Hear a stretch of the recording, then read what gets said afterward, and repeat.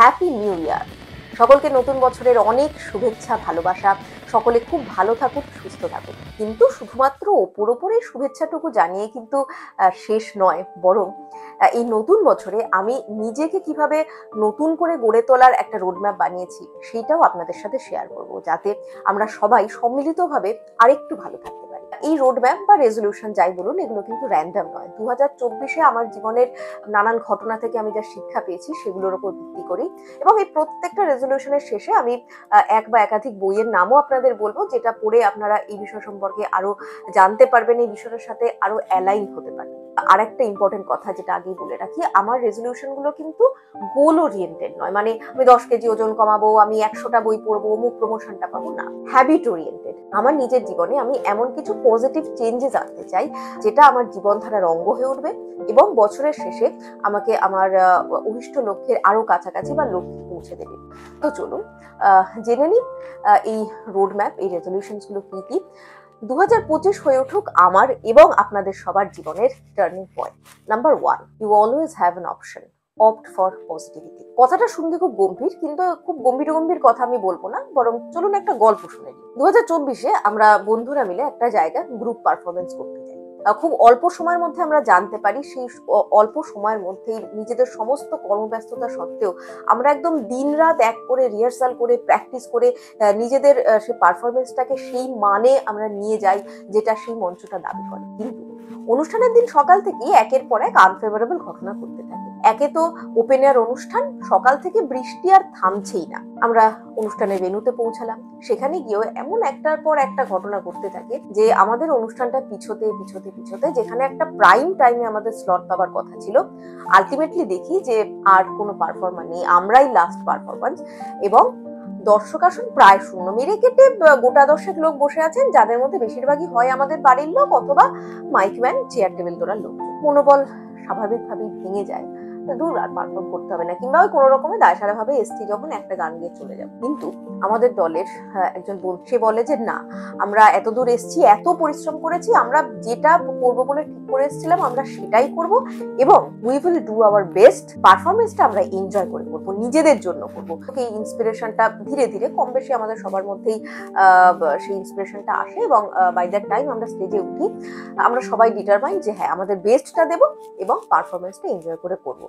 সেভাবেই আমরা করতে থাকি। পারফরমেন্সটা চলতে চলতে আমরা দেখি যে আমরা এতক্ষণ খেয়াল করিনি, দর্শক আসন প্রায় শূন্য হলেও অদূরেই যেখানে খাবার স্টল একটু মেলা মতন বসেছিল, সেখানে 150 কিনা জানি না, মোটামুটি 100+ লোক তো ছিলই। তারা ধীরে ধীরে এগিয়ে আসতে থাকে। তাদের প্রত্যেকেরই প্রায় হাতে মোবাইল, তারা ফটো তুলছেন, তারা ভিডিও করছেন, এবং দে আর ইনভলভিং উইথ দ্য পারফরমেন্স। আমাদের তালে তালে তারা ছন্দে ছন্দে হাততালি দিচ্ছেন, আমাদের মনোবল আরো বেড়ে যায়। তো আমরাও সাহসে ভর করে নিজেদের সেই শিল্পের আনন্দে আমরা আরো আমাদের যা যা রেডি ছিল সেই সমস্ত কিছুই আমরা একের পর এক পারফর্ম করতে থাকি, এবং পারফরমেন্সের শেষে স্টেজে দাঁড়িয়ে অনেকক্ষণ ফটো টটো তুলে খুব আনন্দ করতে করতে সেদিনকে আমরা বাড়ি ফিরি। এটা তো হতেই পারতো না, যেটা আমরা প্রথমে ভেবেছিলাম পারফর্ম করবো না বা দায়সারা ভাবে একটা গান গিয়ে নেমে আসবো, মন খারাপ করে আমরা বাড়িতে এসে শুয়ে পড়তাম। কিন্তু তার বদলে সেই দিনটা একটা অন্যরকম ভালো লাগার দিনে, একটা অন্যরকম তাৎপর্যপূর্ণ দিনে কিন্তু পর্যবসিত হলো। তার কারণ আমরা বাইরের যে এক্সটার্নাল ফ্যাক্টরস গুলো আমাদের কন্ট্রোলে নেই, সেই জিনিসগুলো নিয়ে খুব একটা মাথা না ঘামিয়ে we had the option and we opted for positivity. তো 2025-এ আমার সব থেকে প্রথমেই আমার যে উদ্দেশ্যটা থাকবে সেটা হলো কনসিয়াসলি জীবনের প্রত্যেকটা ক্ষেত্রেই পজিটিভিটিটাকে বেছে নেওয়া, এবং বাইরে যে সমস্ত এক্সটার্নাল ফ্যাক্টর কোনো কিছুই আমাদের কন্ট্রোলে নেই সেগুলো নিয়ে মাথা খারাপ না করে যেটা আমার হাতে আছে, আমার অ্যাকশনস এবং আমার মাইন্ডসেট, সেইটাতে আমি আমার বেস্টটা দেওয়ার চেষ্টা করব। আর এই বিষয়ে reference books, don't believe everything you think, as a man thinketh, power of subconscious mind, meditations, etcetera. Number 2, prioritise. গালিবের এই কথাটার সাথে আমি খুব রিলেট করতে পারি। হাজারো খ্বাহিশে ऐसी कि हर ख्वाहिश पे दम निकले। একটাই জীবন, এতগুলো ইচ্ছা, এত কিছু করার ইচ্ছা, এত কিছু জানার ইচ্ছা, দেখার ইচ্ছা, সেই ইঁদুর দৌড়টার মধ্যে পড়ে আমি গত 2-3 বছর ধরে খুব দৌড়ে যাচ্ছিলাম। একসাথে অনেক রকম কাজের সাথে নিজেকে জড়িয়ে ফেলেছিলাম। এই বছরের মাঝামাঝি থেকে এসে বুঝতে পারি যে কিছু একটা সমস্যা হচ্ছে, খিটখিটে হয়ে যাচ্ছি, সবার সাথে ঝামেলা হচ্ছে, নার্ভাস বা অ্যাংরি আউটবার্স্ট হচ্ছে, এনার্জি পাচ্ছি না, ডিপ্রেশন লাগছে। এবং বছরের শেষের দিকে এসে একটা অলমোস্ট পুরোপুরি বার্ন আউট, একটা প্রচন্ড ফ্যাটিক, সেইটার মধ্যে আমি পড়ি। খুব ঠিকই আমি 2024-এ এসে শিখলাম জীবনে প্রায়োরিটাইজ করতে হবে। তার মধ্যে প্রথমেই আমার নিজের ফিজিক্যাল এবং মেন্টাল ওয়েলবিং। আমি নিজে ভালো থাকলে তবেই আমি আশপাশের সবাইকে ভালো রাখতে পারবো বা নিজে সুস্থভাবে বেশি দিন নিজের কাজ করে যেতে পারবো। তাই আমার নিজের ফিজিক্যাল অ্যান্ড মেন্টাল ওয়েলবিং, আমার পরিবার, আমার সন্তান, তাদের প্রতি আমার যে কোর রেসপন্সিবিলিটিস এবং আমার যে কর্মস্থল, আমার যে ফুল টাইম জব, যেখান থেকে আমি অর্থ উপার্জন করছি, সেগুলো তো আমার প্রায়োরিটি লিস্টে থাকবেই। এরপর বাকি রইলো আমার অন্যান্য দায়িত্ব, কর্তব্য বা আমার নিজের ভালো লাগার কাজ। সেগুলো সময় সুযোগ বুঝে আমাকে প্রায়োরিটাইজ করতে হবে যে এই সময়টা আমি এইটার ওপর ফোকাস করব, বাকিগুলো থেকে সাময়িক বিরতি। খুব কঠিন হলেও না বলতে শিখবো।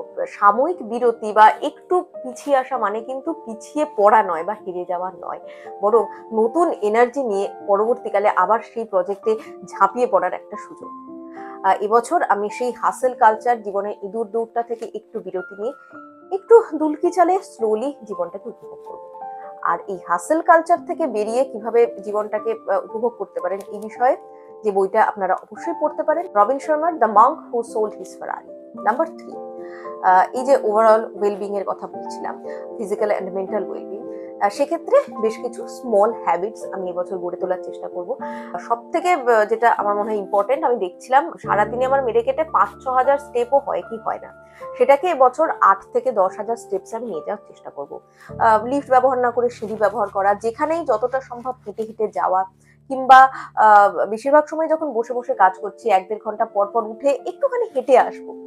এরকম ছোট ছোট কিছু স্টেপস আমি নেওয়ার চেষ্টা করব।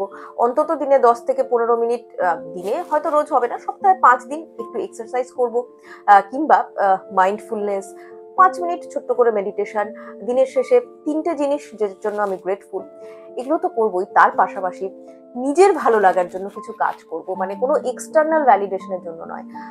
অনেক বছর ছবি আঁকা হয় না, একটু খাতা পেন্সিল নিয়ে বসবো, কিংবা একটুখানি গান করব, যেটা কাউকে দেখানোর জন্য বা শোনানোর জন্য নয়, শুধুমাত্র নিজের ভালো লাগার জন্য। বা এমন কিছু বই পড়বো যেটা শুধুমাত্র নিজের জন্য, যেটা পড়ে তাড়াহুড়ো করে এই চ্যানেলে রিভিউ দেবার আমার তাড়া থাকবে না। তো এরকম কিছু কিছু স্মল হ্যাবিটস আমি এবছর ইনকর্পোরেট করার চেষ্টা করবো।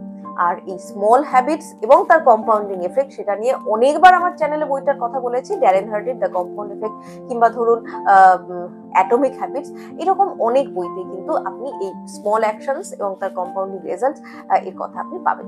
নাম্বার 4, এবছর আমি বেশ কিছু ফিলোসফিক্যাল বই পড়েছি, যার মধ্যে মার্কাস অরেলিয়াসের মেডিটেশনস বা খালিল গিবরানের দ্য প্রফেট, এই বইগুলো তো আছেই। তাছাড়াও কিছু ফিকশন, যেমন ধরুন অমিতাভ ঘোষের গ্লাস প্যালেস বা বিভূতিভূষণ বন্দ্যোপাধ্যায়ের ইছামতি, এই বইগুলো সবই এগুলো হিস্টোরিক্যাল ফিকশনস। পড়তে পড়তে আমার মনে একটা খুব কি বলবো, একটা খুব গুরুত্বপূর্ণ একটা গভীর ধারণা হয়েছে, সেটা হচ্ছে নাথিং ইজ পার্মানেন্ট। আমাদের জীবনে নেম, ফেম, মানি, পাওয়ার কোনো কিছু তো পার্মানেন্ট নয়। ছোটখাটো খুচরো যে না পাওয়াগুলো, দুঃখ কষ্টগুলো, ইগোর লড়াই বা ঝগড়াগুলো, সেগুলো কিন্তু পার্মানেন্ট নয়। মেডিটেশনস বইটার একটা খুব ছোট্ট কিন্তু এত অসাধারণ একটা কথা রয়েছে, যে যার সাথে আপনার কারোর সাথে কোনো একটা ঝগড়া, মনোমালিন্য বা ওই যে ইগোর লড়াই চলছে, কদিন বাঁচবেন, 2 দিন পর দুজনের কেউই থাকবেন না। আর কালের গর্ভে আপনাদের দুজনেরই ঝগড়া তো ছেড়ে দিন, নামটুকুও তলিয়ে যাবে। তাই অত বেশি ভেবে কি হবে, কমপ্লিকেটেড করে কি হবে। অতীত শিক্ষা নেবার জন্য, ভবিষ্যতের জন্য প্রিপেয়ার থাকবো, নিজেকে গড়ে তুলবো, তার থেকে বেশি ইম্পর্টেন্স এদেরকে দেবো না। বর্তমানটাকে খুব সুন্দর করে মাইন্ডফুলি বাঁচতে হবে, কারণ nothing is permanent. Last but not the least, life is a miracle. এটাও এবছর বিভিন্ন বই থেকে আমার এটা উপলব্ধি হয়েছে। জানি এটা বই থেকে এটা উপলব্ধি করাটা খুব লজ্জার ব্যাপার, কিন্তু কি করব বলুন, খুব ক্লিশে হয়ে যাওয়া একটা ফ্রেজ, যে কথাটা আমরা শুনে এসেছি কাব্যে, সাহিত্যে বা দর্শনে, কিন্তু খুব ভেগলি আমরা ব্যাপারটাকে ফিল করেছি, অন্তত আমি। কিন্তু এবছর আমি এমন কিছু সায়েন্সের ওপর বই পড়ি, যেমন ধরুন কার্ল সাগানের কসমস বা নীল সুবিনের ইউর ইনার ফিশ। আবার নতুন চোখে আমি এই বিশ্ব ব্রহ্মাণ্ডকে, আমাদের চারপাশটাকে দেখছি। এই আকাশ ভরা সূর্য, তারা, এই গ্রহ নক্ষত্র, কিভাবে এই সমস্ত কিছু একটা পারফেক্ট অর্ডারে চলছে, কিভাবে গ্র্যাভিটেশনাল ফোর্সটার একটুখানি 0.00001% বেশি বা কম হলে আমাদের এক্সিস্টেন্সই থাকতো না, এইগুলো নিয়ে যখন ভাবতে বসি, অথবা আজ আমরা মানুষ পৃথিবীর বুকে যে চলে ফিরে বেড়াচ্ছি, কিভাবে লক্ষ লক্ষ বছরের বিবর্তনের দান, এই কথাগুলো ভাবলে ছোটখাটো পাওয়া না পাওয়াগুলো কিন্তু তখন তুচ্ছ মনে হয়। তখন মনে হয় সত্যি লাইফ ইজ আ মিরাকল। এবং আমরা যত বড় হয়েছি, বড় হওয়ার সাথে সাথে সেই শিশু যেরকম সমস্ত কিছু একটা অবাক আশ্চর্য সারল্যের দৃষ্টি নিয়ে সমস্ত কিছু দেখে এবং আশ্চর্য হয়, খুশি হয়, সেই আনন্দটা আমরা কিন্তু পথে কোথাও ফেলে এসেছি। তো এবছর চলুন আরেকবার শিশুর মতন সরল দৃষ্টি একটু আকাশের দিকে তাকাই, রাতের আকাশের দিকে তাকিয়ে আবার একটু অবাক হয়ে যাই, একটু এরোপ্লেন দেখে আমরা রহস্যক একটা উত্তেজনায় আমরা খুশি হয়ে যাই। কিংবা ছোটবেলায় আমার মনে আছে প্রথম যখন দূরপাল্লার ট্রেনে চেপেছিলাম, ট্রেনের মধ্যে রাত্রিরে শোবার ব্যবস্থা, এটা দেখি আমি এত আশ্চর্য এবং এত আনন্দিত হয়েছিলাম, সেটা আমার এখনো মনে আছে, আজ প্রায় 25 বছর পেরিয়েও। তো সেই ছোট ছোট আনন্দ, জীবনের সেই ছোট ছোট মিরাকেল গুলোকে আমরা খুঁজে নিই। কারণ এই সমগ্র বিশ্ব ব্রহ্মাণ্ডে এখনো অবধি আমরা যতদূর জানি আমরাই একমাত্র স্পিসিস যারা এই বিশ্ব শিল্পকে দেখে ভাবার এবং আশ্চর্য হওয়ার ক্ষমতা রাখে।